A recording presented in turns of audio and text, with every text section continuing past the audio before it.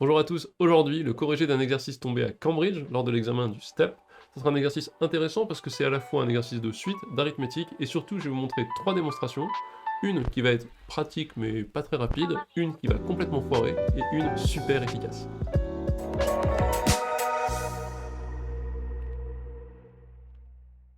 Alors on va commencer par regarder l'énoncé comme d'habitude.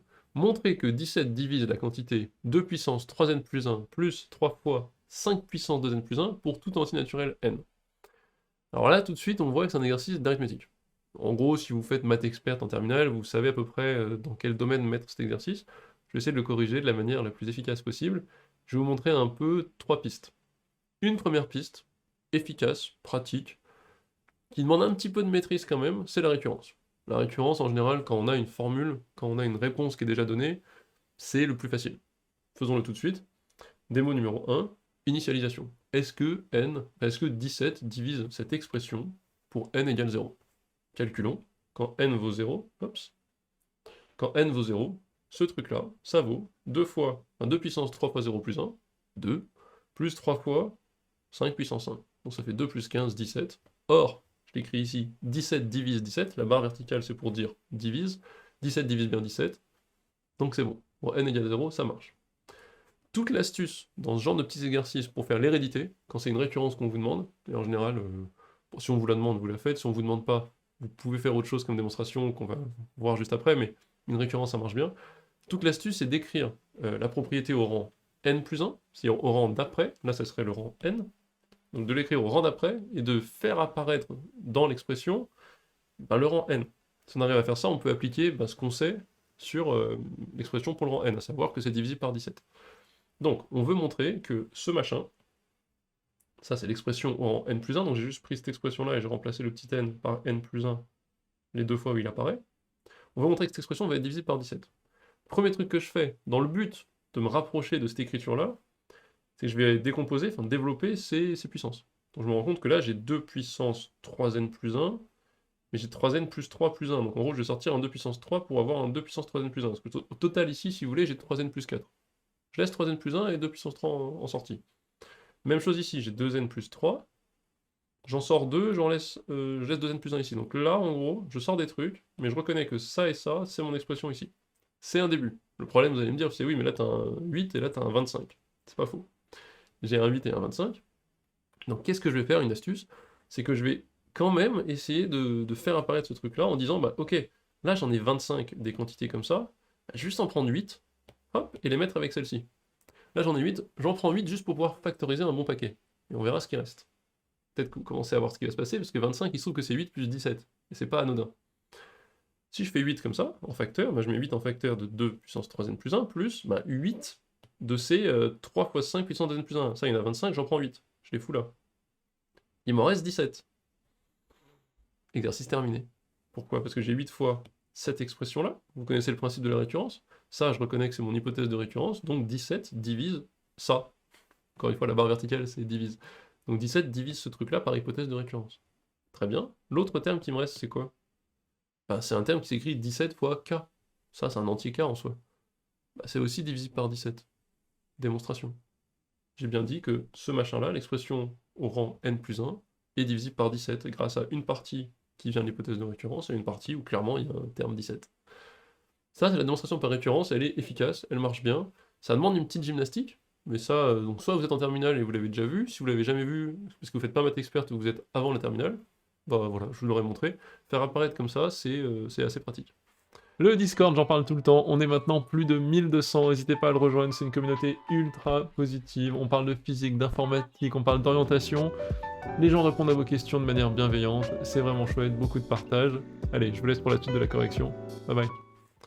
Une deuxième démonstration typique, alors qui va pas marcher, mais je vous la mets parce que justement c'est souvent une démonstration très utile quand on fait spécifiquement maths experte, et qui est très utile et qui marche très très souvent honnêtement.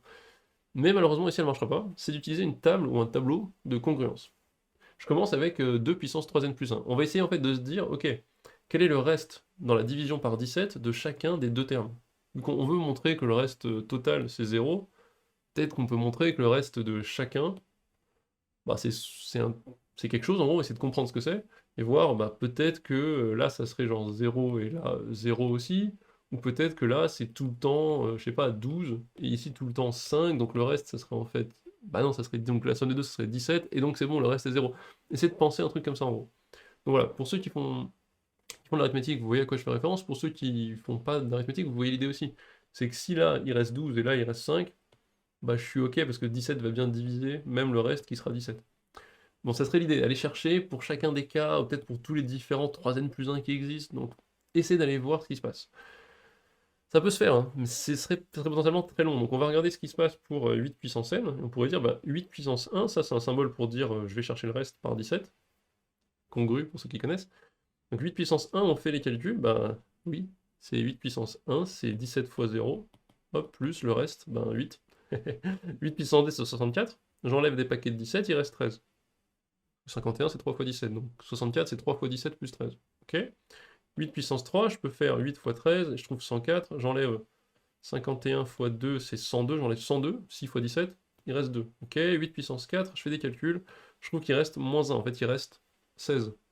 Bah, j'ai mis congru à moins 1, j'enlève des paquets parce que ça m'arrange, et je comprends qu'en fait je vais faire 8 puissance 5, 6, 7, ça va être d'autres trucs, et je vais arriver à 8 puissance 8 et congru à 1. Donc là en gros, j'ai 8 puissance 1 à 8 avec des restes différents, il faudrait que j'étudie tous ces cas-là et qu'ensuite je les mette en parallèle avec tous les cas des puissances de 5. C'est un enfer. C'est là qu'il y aura un échec. Si vous partez là-dessus, en tout cas si vous le faites peut-être, parce que là je l'ai fait de manière pas très habile aussi, hein, je dis pas peut-être que dites-moi en commentaire, si vous trouvez, si quelqu'un trouve une manière de faire des tables de congruence qui fonctionnent ici, c'est très bien, j'accepte.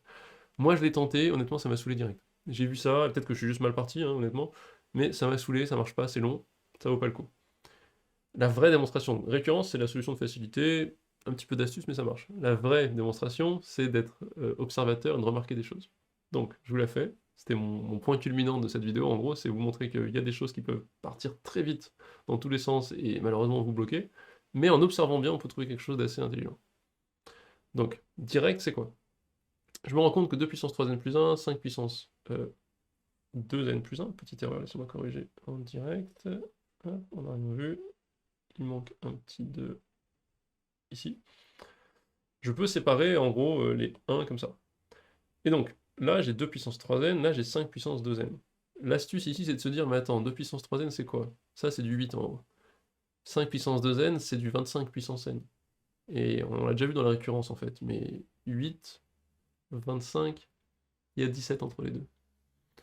C'est comprendre ce truc-là qui va vous résoudre l'exercice. Alors vous allez dire de quoi tu parles. Disons que si vous n'avez pas l'intuition tout de suite qu'il y a du 8 et du 17 qui vont faire 25, vous pouvez juste vous dire, attends, je sépare et j'étudie les choses en puissance n plutôt qu'en puissance 3n plus 1 compliqué. Donc je regarde et j'ai 2 puissance 3n, c'est en fait 8 puissance n. C'est égal, c'est congru mais en fait c'est égal. 5 puissance 2n, c'est en fait 25 puissance n.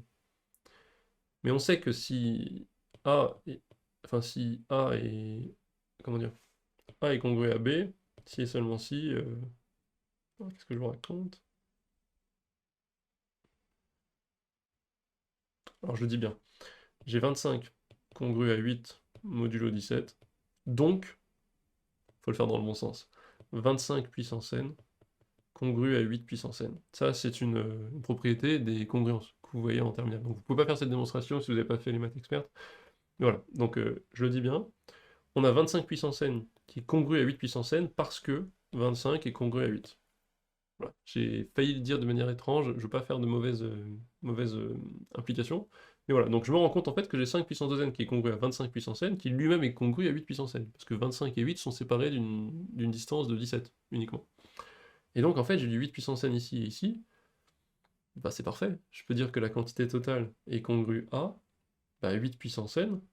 Celui-là je le remplace par 8 puissance n fois 2. Et celui-là c'est aussi congru à 8 puissance n fois 15. Ça fait 17. C'est congru à 0. Démonstration.